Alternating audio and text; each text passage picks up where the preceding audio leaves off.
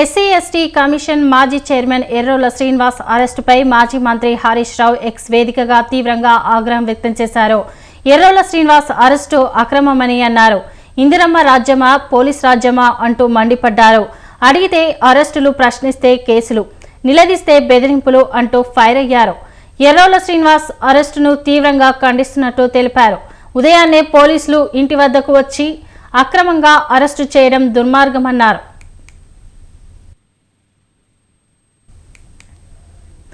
కుటుంబ సభ్యులకు కనీస సమాచారం ఇవ్వకుండా, ఎలాంటి నోటీస్ లేకుండా అరెస్టు చేయడం పూర్తిగా అప్రజాస్వామికమని చెప్పారు. ప్రజాస్వామ్య పాలన అని డబ్బా కొడుతూ రాక్షస పాలన కొనసాగిస్తున్నారని విమర్శించారు.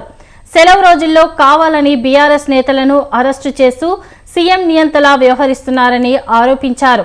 హోంమంత్రిగా శాంతి భద్రతల నిర్వహణలో విఫలమైన రేవంత్ రెడ్డి బీఆర్ఎస్ కార్యకర్తలను వేధించడంపైనే దృష్టి పెట్టారని ఆగ్రహం వ్యక్తం చేశారు.